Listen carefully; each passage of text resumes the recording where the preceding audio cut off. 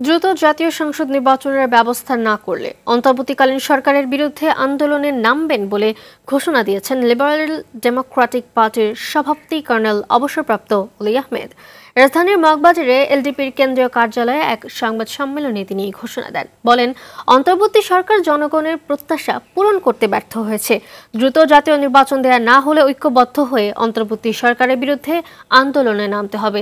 এছাড়া অন্তর্বর্তী সরকারকে জনরোষে পড়ার কাছাকাছি চলে বসেছে বলেও জানান তিনি।